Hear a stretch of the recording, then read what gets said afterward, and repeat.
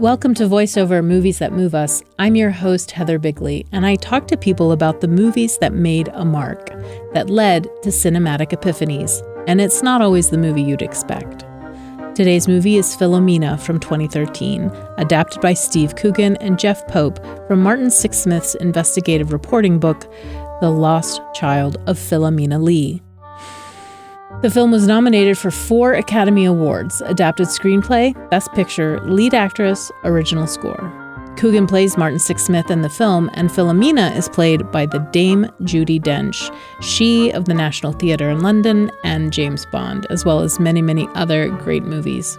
The two are a mismatched pair searching for Philomena's son, whom she had been forced to give up for adoption when staying at a Catholic home for unwed mothers. My guest today is Matthew Janzen, who is head of film at Ace Entertainment, which produces Gen Z and Millennial feature films and TV series. Previously, he was the senior vice president of production and development at Lionsgate, where he worked with projects like The Hunger Games, Hacksaw Ridge, and Sicario. We're going to talk about the whole plot today, and Philomena has several twists, so if spoilers are a pox upon your house, see the film and then come back to join the conversation.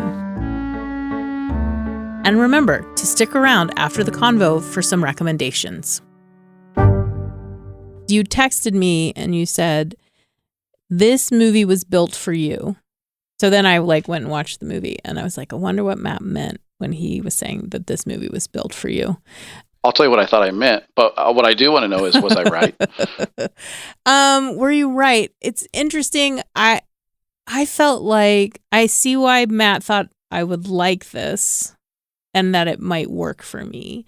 But it was interesting how few emotions I actually had during the watching of the movie. And that there can be so many reasons for that. But I was like, that's well done. That's well done. I like this. I like this. Interesting. But I didn't actually have a big outpouring of emotion when I was watching it. One of the reasons I thought it was built for you specifically is I think it covers a lot of things that I, at least in how I've historically known you, that I think interest you and fascinate you. Some of that is the collision of faith and where that's useful and where that can, just to be blunt about it, sometimes hurtful, which maybe we'll get into that a little bit. But I also, one of the things that I love about this movie, and I could have been right or wrong in my assumptions that you would too, is that I think it's also very much a movie about how humans can irreparably hurt each other, even when they're justifying those actions by doing good. But it's also how humans can heal each other, even if we don't agree with the choices that one necessarily made to end up with that hurt.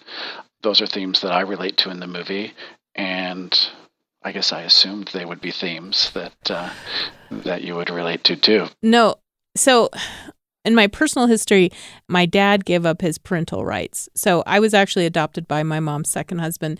And so when I see stories of adoption, I know that I didn't have the same experience as what I'm seeing on the screen. But I have similar questions in my life about, like, what does it mean that your parent decides they're not going to take care of you or they can't take care of you? So the fundamental foundation of this movie is that it is about a woman in her 70s, I believe, who on her first child's 50th birthday, you kind of go on a mystery to discover that actually she gave up that child when she was very young, when she was an unwed young woman, got pregnant from what is ostensibly a one-night stand. I like your dress.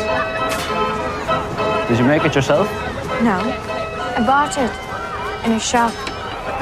And anyways, my aunt told me I wasn't supposed to speak to strange men like you. Felt extreme guilt for it, ended up in a nunnery / orphanage where she made a deal to work there for 4 years with the hope of being able to provide for this child and get back on her feet. And in the process of that, her child is given up for adoption, essentially behind her back.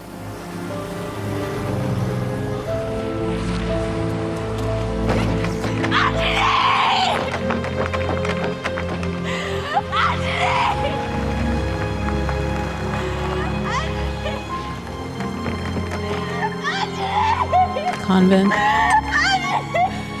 Yes. And she's never told anybody this story, but on his 50th birthday decides that she's ready to tell that truth that she's never even told her other children, or child, I guess, in this case, and that she wants to find him and make sure that he went on to live a happy life, because she's never been able to fully forgive herself for that. Now, that was all a long-winded wind-up to ask you. There's probably different access points into this movie because it is a movie with some twists and turns to it. But did you find in that setup, which all happens in the first 10 minutes of the movie, relating more to the mother character or relating more to the off-screen child that she's trying to find, or something else? I think I related more to the mother because now I'm 50 and I have wanted to be a mother, and I have, and I've had relationships that are somewhat maternal with children, and the idea of them being taken away is really painful. And I'm getting emotional just talking about it. I said I didn't have the emotions during the movie, but talking about it now, I'm feeling the emotions. So I identified with her. I also identified with this idea of she doesn't know. No one's talked to her about sex, and then she finds herself in a situation where she's trying to figure out how to do what's best. Her father just turns her over to the convent because he thinks that's going to solve the problem and he won't deal with it. My father just left me with the nuns. He was so ashamed. He told everyone I was dead. My family never visited me. She is in a incredibly vulnerable position. I'd like to add just a quick thing to that because it's very subtle in the movie, but there is that little scene very early on where they tell those details that you're talking about, and one of the nuns does say to her, "Didn't your mother teach you?" Oh, Reverend Mother, at school the sisters never taught us anything about babies. Did your mother not tell you? Our mother died 10 years ago. God rest her soul. And even that little moment I find very powerful, and here's a person caught in that particular dilemma. Right, and she's growing up in a society, Ireland, I think it's of the 1950s, where because the Catholic Church is so strong and the iteration of the Catholic Church in Ireland is so distinct, people don't talk about sex, people don't talk about birth control, people don't talk about family planning. There is no way to plan for a family, right? Once you get married, the family's coming and you have to just kind of get ready for it. So the movie is pointing out not only a critique of the Catholic Church at that time in Ireland, but of Ireland itself. And I think the ways in which people had no real support for these kinds of life-altering events. And I want to hit on that too for a quick second, because I don't disagree with anything you just said. What's interesting, though, is I think the other main character in the movie, who we haven't gotten to yet, Martin Sixsmith, who's played by Steve Coogan, I think would also agree with what you just said. I don't know that the main character, Philomena, would necessarily agree, if she was watching this movie, right, that the movie is or should be a criticism of the Catholic Church. And that's another reason that I actually do really like this movie. I think it both can kind of meet you where you are. I think it also, regardless of where you are, it challenges those things in certain ways. Philomena herself, who is the older woman that we're speaking of, is very much a very stalwart Catholic, a true believer, and maybe even in the purest sense, in that she sometimes even frustratingly refuses to find bad in others, even when it's blatantly staring her in the face. It frustrates the Steve Coogan character a number of times. So, can we go and talk to these nuns? Yes, we could try. Maybe you'll have more luck than Mum's had. Well, I've been several times over the years to ask where he was. And they're very helpful. They're not like they used to be. They said they'd try and trace him for me. But they haven't. No. What's fun about this movie is it takes a kind of familiar dynamic, which is the believer and the non-believer, throwing them together into a buddy movie / mystery together, and doesn't make a lot of the choices in that dynamic that I think maybe I was expecting going in. And there's lots of components of this movie that if you just lay them out on paper, there's a journalist, there's an old woman who lost her son, there's a believer, there's a non-believer. Let's throw them together. It sounds very predictable, it sounds boring, and I think that this is a 94-minute movie. It's very efficiently told. Yeah. It takes place over 3 countries and 2 continents. I think, multiple states, even when they do make it to the U.S. When I first heard the premise, I wasn't like, oh, it's going to be dry. I was like, what kind of waterworks am I in for? Because I thought the emotions would be overplayed. I thought it would be treacly, and I thought it would wrap up in a sweet way, which is when I saw the trailer. Is it 15 years ago that this film came out? I was like, am I going to feel exploited? And what do you mean by exploited? Like, we all know that movies are created to have us feel emotions. And I don't mind when someone's good at that, but I also don't want someone to manipulate me so overtly and cheaply. I want it to feel like, as we say in a writing workshop, the emotions were earned. And so when I saw the trailer originally, I was like, ugh, this does not look like the kind of thing that I want to sit through, because I'm not sure how they're going to handle it. But then I sat through it and I was like, wow, this, as you said, it moves so quickly. Like, the reveal of information is expertly done so that every scene we go into, we're like, oh, here's, something that I need to know, or I'm not sure where I am yet. I'm going to figure out where I am. The characters bouncing off each other. You asked a question earlier about identification, and I have to say, when Steve Coogan showed up, I actually identified with him because he's the cynic. It's funny, isn't it? All the pieces of paper designed to help you find him have been destroyed. But guess what? The one piece of paper designed to stop you finding him has been lovingly preserved.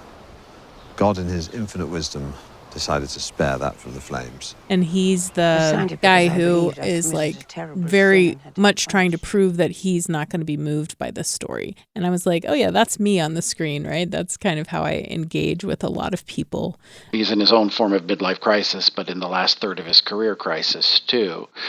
And so he ends up kind of taking this human interest story. Right. And derogatorily so. He's very dismissive about it. Yeah, as only a true British man can be. And what you're talking about would be what they call a human interest story. I don't do those. Why not? Because human interest story is a euphemism for stories about weak-minded, vulnerable, ignorant people. To put in newspapers read by vulnerable, weak-minded, ignorant people. He takes the story kind of begrudgingly.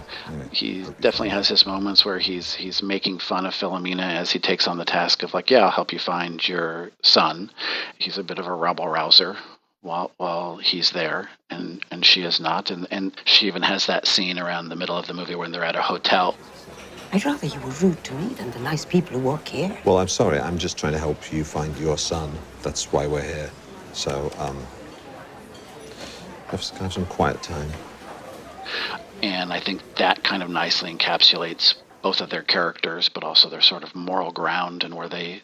Right. I don't know that either of them ever really change in that. It's one of the things I kind of like about the movie is that they both remain steadfast in certain things, but they both do grow and change because of each other by the end of it.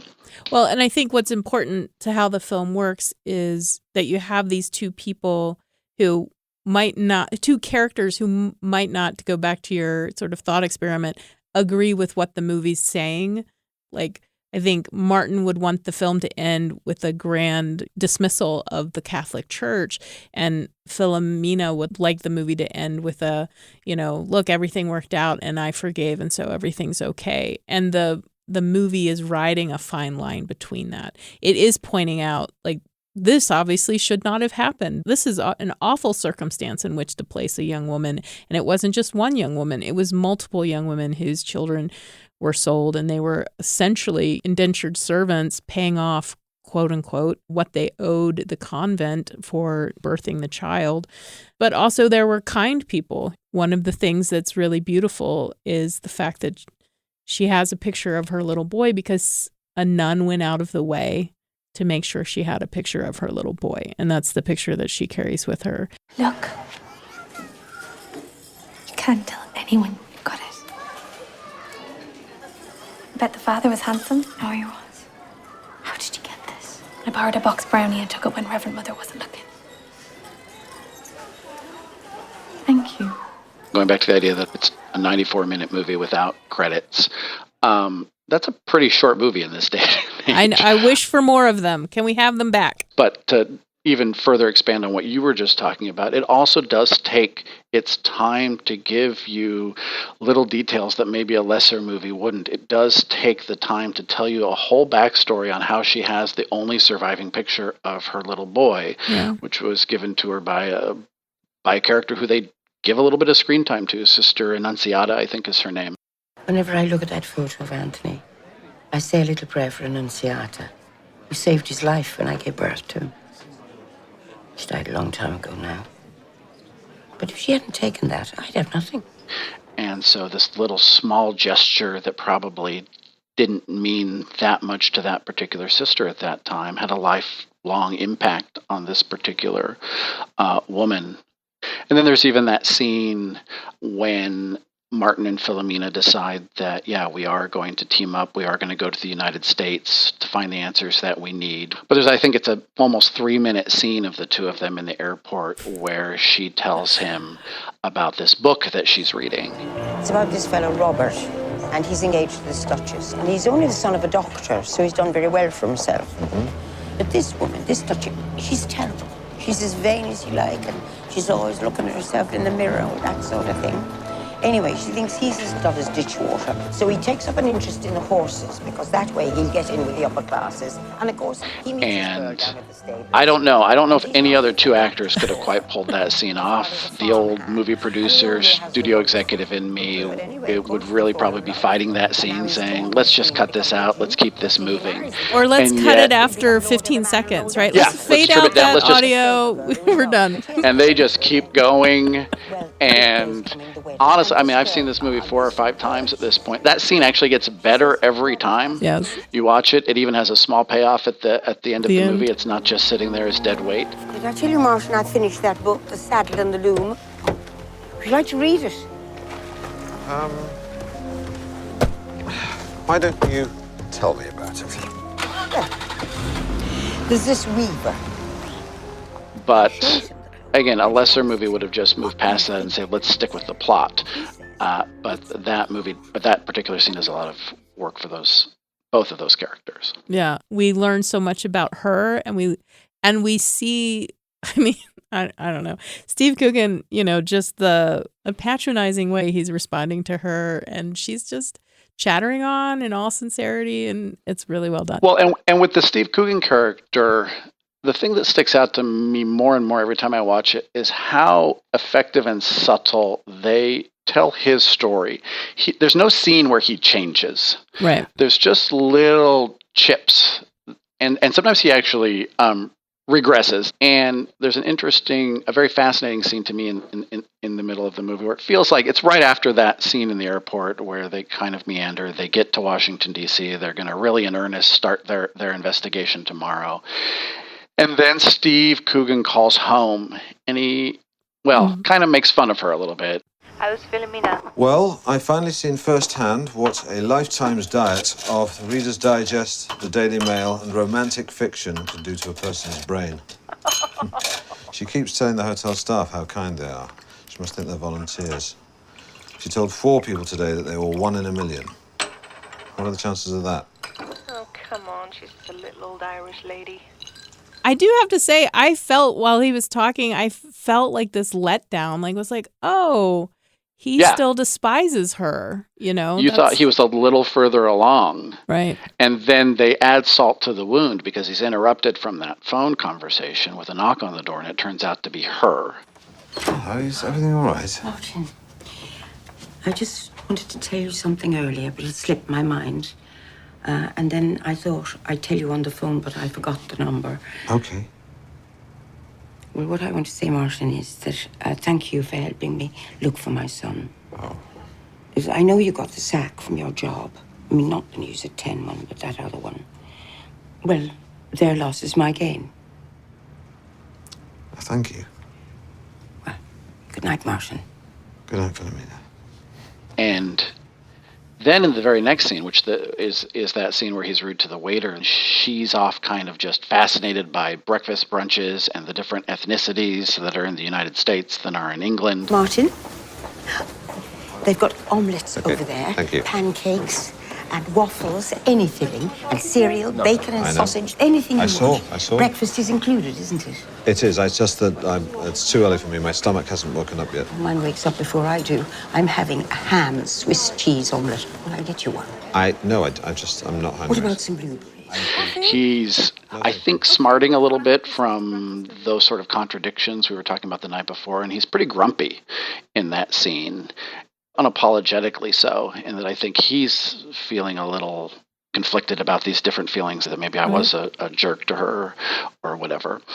But anyway, a very interesting scene in how many things are going on, particularly to your point, when you thought you had a kind of a good bead on where their relationship was heading, and takes that away from you a little bit. And I think that's what makes the movie work in so many ways, is I've been each of these people, even if I wouldn't want to admit it. And I've made these kinds of mistakes, and I've been cruel in this way, and I've been thoughtless in that way. Yet the movie just keeps going and says, it's going to work. It's going to work. And then we realize that the son is dead, which, again, when that happened, I was like, wait, what? Right. And what's interesting is they find the son in the most uncinematic way. I would argue that they depict that scene in as cinematic of a version as they possibly could. And I actually really like it. There's almost no dialogue in it. It is almost all visuals. The Steve Coogan character receives an email from a friend that gives him a little clue, which he then chases on Google, and he finds the son online, on Wikipedia or whatever. Yeah. I don't remember exactly what it is. And he doesn't just find the son, he finds out that he's a U.S. congressman, which, interesting, who worked for George Bush and Ronald Reagan. And then through all of that little clickety-clackety, while Philomena herself is off making derogatory comments about nachos with some of the wait staff, he discovers that he's dead, and he's devastated, and he doesn't know what to say. And I think from that moment forward, the rest of the scene has only one line. I think it's Philomena saying, "He's dead, isn't he?" "Yes, I'm sorry." And she can tell, it's all visual, she can tell by the look on his face. He shows her the picture on the laptop. She puts it together visually. And I would argue that one of the things that's very effective about this scene is it's directed to make you feel, but not necessarily to make you cry. It's not to say that you won't be moved or that you might not even cry. Right. But she does collapse into tears because, of course, that's devastating news. But if you look at how they shoot it, they don't cut too much. Her head falls into Steve Coogan's chest, but it turns away from the camera, and they just hold there, and she essentially performs all of her emotions in that scene by body language alone.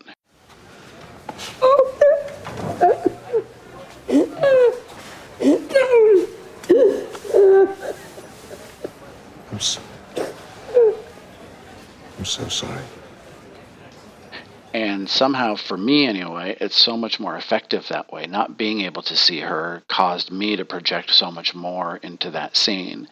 And then the filmmakers do a very fascinating thing, which is also the scene that takes place after that. Another dialogueless scene where she is just in the back of a taxi, I believe, going back to a hotel, clearly still devastated and crestfallen, no longer crying. And she sees a loving couple on the corner just kind of like jumping in each other's arms or kissing or whatever, just the epitome of happiness.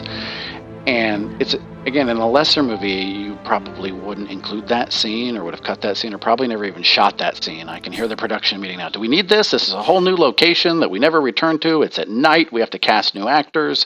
And yet they really make sure that that scene stays in the movie. And I think it's little moments like that that made me really connect with this movie, because particularly when you are feeling that sort of hurt, and hopefully for most of us it's not that often, but when you lose a loved one or tragedy happens and happiness still continues to go on, it feels somehow even more hurtful that all of these other people can't recognize your hurt, and it makes you just feel so alone and isolated. And I just love that they included that particular scene in the movie. When I saw the young couple, what I leaped to is, what kind of life did Philomena have? Did she have that moment of romance? I mean, we know she had this one-night stand and she had this flirtation that led to results that she did not want or expect. But, she had another marriage. Did she get to have this kind of experience. I just kept thinking, like, here she is 70 years old. She must be looking backward and saying, what kind of life did I live and what kind of experiences did I have and were they worth it?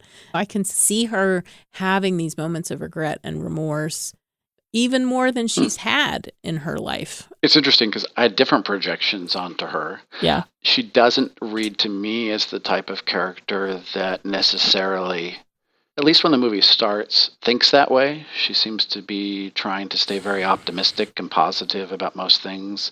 But at the same time, it is the inciting incident of this movie, which is that inner regret about this one choice. But Right. to your point as well, it doesn't talk about any other of her other relationships. It kind of even barely talks about her relationship with her current adult daughter, who really falls out of the movie entirely after the first act of the movie. And in a lot of ways is more like Steve Coogan than like her, right? Yeah, very much so. She's cynical and upset. And when she hears about this, she's incredibly angry, which we can all understand. How'd it go? What, from the Sisters of Little Mercy? Right, so just tea and cake then. That's all they've ever given you, isn't it, Mum? It's not their fault, Jane. And she seems to think that this might be a secret way to maybe even create a hit piece on the Catholic Church and raise some ruckus. What's interesting to me as well, and one of the things that I do really love narratively about this movie, is that the detective search that they're on, which is to find this missing son, who's now 50 years old, they find him halfway through the movie. And I remember watching this the first time, and even the second time when it wasn't as fresh anymore, and thinking, wait, there's a whole half a movie to go. And they found what they were looking for. Well, I thought I knew where this was going. Now where is it going? And one of the ways that they get there is both characters change. Their motivations both change. For Philomena, she actively says, I want to stay here. I want to find some people that talked about him or knew him. And the reason that she wants to do that, which she reveals later, is that she wants to know if she was ever thought of at all during that time. And so I've made the decision myself, and I'd like to stay a little longer. Well, I mean, if that's what you want to do. It is. I'd like to talk to someone who actually met him. All right, then we'll stay. Steve Coogan as well, he changes in that he actually gets into a fight with his editor that says, actually, we're going to keep doing this, even though it looks like the story's over. What about the story? Well, he's dead. Dead or alive, happy or sad, they're both good. Spin it, find a story. Well, it's also a moment like, so when they first meet in this pedestrian restaurant and he's taking notes on her story and he's very interested in what makes a great story. I think what they did to you is evil. No, I don't like that word. No, evil's good. Story-wise, I mean. Some of the nuns were very nice. It was a breech birth. They wouldn't even give her any painkillers. Excellent. Again, story-wise. And he has a talk with the editor several times where she keeps saying similar things. Well, that'll make a great story. Well, that's where the story is. And this seems like the first time where he doesn't know what the story is. And he's actually has to let the story happen instead of massaging it into the hit piece maybe that he's interested in making on the Catholic Church. Or maybe there is no story, but it's about the person at this point. Right. So he has to sort of let go of all that control that he's wanted to have, which is a really different path for him, but is the path that Philomena may have been living most of her life, not having control at all. And she is now going to take control and say, well, this is what I want to do. Help me do it. So it's an interesting way in which the way they've been is now flipped on its head. And as well, in certain regards, you would think that now they're on the same page, they're going to get closer. But actually some of the events that happen push them further apart. The first major twist that then happens in the back half of the movie, as they find out more about the Anthony/Michael character, is they discover that not only was he a Republican congressman, but that he was also a closeted homosexual. Yeah. And the way that the movie handles it is unexpected in that they actually do treat it like a twist, but not in the way that at least I was expecting. And that I think it's a twist for the audience. It's a twist for the Steve Coogan character. And then strangely, it's not a twist for Philomena, Right. who hasn't known this child since he was 2 years old, and yet seemed to fully be expecting this all along, and seems to have the least amount of judgment about it of any of the characters in the movie. Well, there's this wonderful little line where she says, well, I was a nurse for like 25 years. A lot of the nurses I worked with were gay, but one of them, called Brendan, told me he was bi-curious. I don't think he could make up his mind, Marcia. And in my brain, my mother's a nurse. I was like, oh, you would have seen all kinds of lives, right, crossing in front of you. You would have worked with all kinds of different people. Like, obviously, you know, as a nurse, you lose a lot of your judgments and a lot of your preconceived notions about who people are. I thought, oh, this film is going to be about her having to deal with the fact that her son is gay and how she can't handle that fact. And instead, it's like, he's my son. Well, he was a very sensitive little boy. And as the years rolled on, I always wondered whether he might be. But when I saw the photograph of him in the dungarees, there was no doubt in my mind.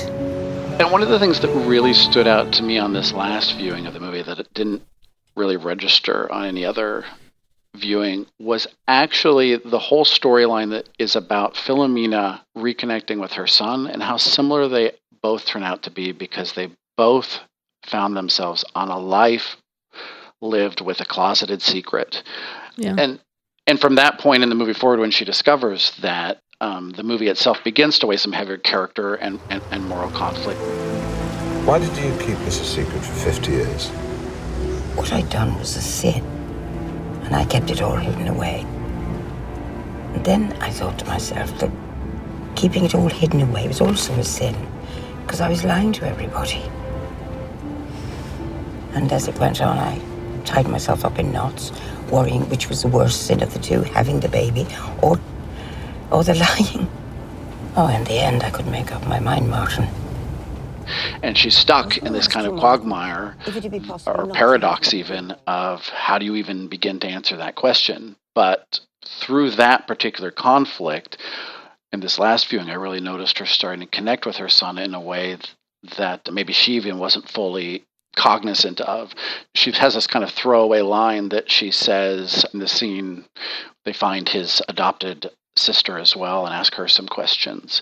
And as she's going through pictures, she says to the sister, it must have been terrible for him to have to keep this a secret his whole life. And yet that's the exact same position that Philomena finds herself in at the beginning of this movie, is that she's kept this secret about this son, about this out-of-wedlock experience that she's kept secret even from her own daughter. And so here are these two people unable to live the fullness of their lives because they had to keep secret a truth about who they really were. And through the experience of this movie, both of them, even the deceased son, I think the truth of them becomes louder and more prominent. Yeah. I keep thinking about, and this is much later in the film, almost the end, she's in Maryland and she goes into a chapel and she goes into the confession. And the priest is sort of talking to her, and that's when she decides. And you won't be out of pocket, and you won't have to publish the story, because I don't want it published. I don't want anyone to know about this ever. Phil, you've done nothing wrong. You know, you're entitled to know who your son was. Well, you heard what Mary said. She said he never gave me a second thought. He wasn't my Anthony, he was somebody else's Michael. It's such an interesting place for that to occur. What do you think about that? I think particularly in this structure, you think here's where she starts to really doubt. And she doesn't. She wants to go to confession, but she goes in there to talk to the priest and then doesn't confess. Right. She realizes she actually has her biggest step of regression right here. Yeah. And then there's another powerful scene that comes right after that, another strangely cinematic scene of two people sitting around a table in a bar, but it's very visual, where Steve Coogan shows the Celtic symbol on his Guinness glass, and realizes in that very first picture that we saw of Michael that we discovered at the midpoint of the movie, he has the same little crest on his suit jacket. And what's that? That's a Celtic harp. Why would someone who cared so little about where he came from wear something so Irish? Well, perhaps he played the harp. He was gay. He didn't play the harp. Which leads them to their last piece of their detective search, which is they discover that Michael had I guess he wouldn't have been a husband then, but that he definitely had a relationship with another man, and that maybe that man has some of the answers. Yeah. And then she gets to watch these home movies that have shown up. I mean, we haven't known what they were. We didn't know if she was having dreams of him. We didn't know if they were flashbacks from someone else. But there are these home movies that have been made of him as a child, which I found actually really moving. Like, there's something about seeing that evidence of a life and seeing that innocence captured that always moves me. I don't know why that. I don't know why. Well, and in my understanding, some of those I guess they're Super 8 mostly, are actually some of the real Michael. I don't know if really? all I of them didn't are. That might be me over trusting an IMDb trivia page, which is essentially just made up stuff. But don't want to. It's a Wikipedia, but with some branding. It is, going back to even what we were talking about early on in terms of the telling of this particular story. It's another effective device that they use to create mystery. I sometimes call it a page-turning quality to the movies. You don't know if those are memories or if they're kind of existing outside of the narrative of the movie, what exactly they are. And then they do all come together in that scene where they do locate this other individual who has Michael's memories and really just cherishes the memory of him. He doesn't want to meet with journalists because he doesn't want any bad press to further come out, and he was also protecting the secret. But what's also interesting about that scene with the home movies is, yet again, the way that scene is directed so visually, and that it's not just about Philomena watching those movies. It's not just about the Peter character watching those movies with Philomena, which that would be a very effective scene on its own. Yeah. But it keeps cutting to Steve Coogan as well, who's not watching the movies. He's actually watching Philomena watch the movies. And again, that is just such a visual way of telling that character change. He's not taking notes. It's not about the story. It's now about this woman. And I find that scene very moving because it makes that extra choice that it didn't have to make. Yeah. The thing I keep thinking about in this film is how forgiveness is such a process. That's not something I realized until I was probably 40, right? Like, things have happened in my life where I was called upon by my faith that I needed to forgive someone. And then over years realizing, I have to keep forgiving. I have to keep forgiving. I have to keep forgiving. Here's a new place where the harm that was done to me shows up. And so I have to figure out how to forgive again. And in the end, when they kind of go back, because they realize that Michael has been buried at that monastery. Well, right. So the biggest twist that you actually in the movie is exactly that. You find out that the son was trying to find the mom too. The son had AIDS. He was dying before he died. He wanted to find out, Philomena, meet his mother, and he went back to the exact same convent that we started the movie at, and he was lied to there as well. And so they were being kept apart from each other. The convent's biggest sin wasn't separating Philomena and Anthony. It was preventing them from ever finding each other again. He was looking for you, Philomena. They always told me they didn't know where Anthony was. But they told us that they couldn't find you. They said that you had abandoned him as a baby. She's been looking for him. She spent her whole life trying to find him. I did not abandon my child. And that builds to what is the biggest act of the entire movie. It's not a third act climax with a bunch of explosions. It is a third act climax that really is predicated on forgiveness. I don't know. I have different feelings about that forgiveness every time. For me, a scene as tense as the climax of Seven, when you're trying, is he going to shoot him? Is he not? Do I want him to shoot him? Do I not? And Philomena the same. Do I want her to forgive or do I not? Right. And I don't know that she makes makes the right choice. I know that she makes the right choice for her, which is, I think, part of the point of the movie. She even says that, I think, at a certain point, but it happened to me, not you, and it's up to me what I Right. do, not you. Yeah. I think what one of the things the movie is trying to say is that both of these people were needed to get this outcome. Both of these people, we needed the brashness and the sort of rabble rising and say, look, you have to take us seriously. But we also needed Philomena to say, I just want the answers. I'm not going to burn anything down. Please let me just know what I need to know. Like, we needed both of those approaches working together to get any kind of movement so that she could find out the truth. There's one other thing that really stood out to me, and it's that once she knows who Michael is and the life that he went on to live, he turned out to actually, maybe his parents weren't the best, but she even says it later that they provided him a life that she could have never provided for him. He didn't do too badly, did he, Philomena? He'd never have got a job like that if he'd stayed with me.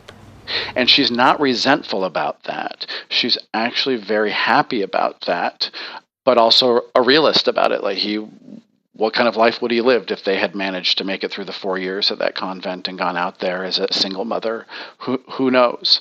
So her being able to weigh all of that in her final decisions is part of that big climactic moment where she has to choose to forgive or not. I mean, I think there's only 3 or 4 minutes left, and the Steve Coogan character is not really happy with her. And then she says a very pointed line. It's not just like that. That's hard. That's hard for me. But I don't want to hate people. I don't want to be like you. Look at you. I'm angry. Must be exhausting. And that's pretty sobering for that character. It's every time I hear her say that, it's sobering for me. And it clearly sinks into him to a degree, and there's an interesting choice that he makes after that. Well, they both do. Her choice is that she wants to go see the grave of her son, who turns out to be buried there. Of all of the great ironies of what she was looking for was literally right underneath her nose the entire time. She just didn't know it. So she wants to go see the grave. Sister Claire, I wonder would you be so kind as to take me to my son's grave? He knows that he has overstepped to a certain degree, and so he makes an interesting gesture in that he goes and buys a Jesus figurine and hands it to her, which she's genuinely moved by. I got you something. Oh, Martin. Thank you. And I like that gesture because it doesn't mean he's converted to anything or that his feelings about such things has changed, but he's met her on her level because he knows that's something that would mean something to her. And so I'm going to make that gesture. And it does mean something to her. And another way of just being very visual but true to both characters. Yeah. If you were going to recommend this to someone who's not me, what would you say to them? What I like about the telling of this movie is that it rewards you for paying attention. I don't find it particularly condescending. I find it pretty riveting. I've watched it 4 or 5 times now. I get different things out of it every time. And I guess maybe that's what I really value in movies, is movies that mean different things at different stages of life. I did not catch this movie in the movie theater. I watched it on a plane for the first time, and I've revisited it in a few different capacities since then. It moves me in going back to what you were talking about in a not so manipulative way, in that everybody's fully committed to what they're doing here, and some of it's a high wire act that I think that they pull off pretty well. Thanks to Matt for talking to me about Philomena, a movie I wouldn't have chosen for myself that showed me how to speak truth to power and how to forgive. Both take courage, both are necessary. I asked Matt what movies he might recommend, and he gave me a list. Other movies from the director Stephen Frears that might be interesting are Florence Foster Jenkins and Victoria and Abdul. Another recent film with Steve Coogan playing the Grump is The Penguin Lessons. Another film about adoption would be Lion with Dev Patel, this time from the perspective of the child who's been forced from his parents. And a gentle film about forgiveness that has the distinction of being the only PG-rated David Lynch film is The Straight Story, about an elderly man who rides his tractor 240 miles to visit his dying brother. As for me, I want to pick up on the theme of forgiveness and recommend to you two films I only saw very recently at the International Religious Studies and Film Conference in Boston. The first film is called Mass from 2021. It's an American film about the parents of a school shooting victim who reach out to the shooter's parents, hoping a meeting will help them all heal. Essentially, the film takes place in one room and tracks the conversation between the four, their grief and rage and frustration, their shame and guilt, and ultimately, healing. The performances are excellent. The parents are played by Martha Plimpton, Ann Dowd, Jason Isaacs, and Reed Birney. But what's also pretty remarkable is the way the camera is used to create space for each character as they move through their emotions, so that we're not simply in one room, but we're in at least 4 different pained silos, and each character is examined with empathy. The other film is Troubled Water from 2008. It's a Norwegian film told in 2 halves. The first is about a man released from prison who has served time for killing a child as a teenager. The second half is told from the perspective of the mother of that child when she realizes her son's murderer is now legally a free man. As I watched the film, I had the experience we talk about here. I could not sympathize in any way with the man. I didn't want him to build a new life for himself or succeed in any way. And something inside me said, "Can you forgive?" And I wept in that theater because I couldn't, and I didn't want to. But I knew that was all our calling. Each of us, no matter what we carry around with us that says I shouldn't have to, we are all challenged to forgive. Voiceover is a production of BYU Radio and is edited by Aaliyah Alexander. I'm your host, Heather Bigley.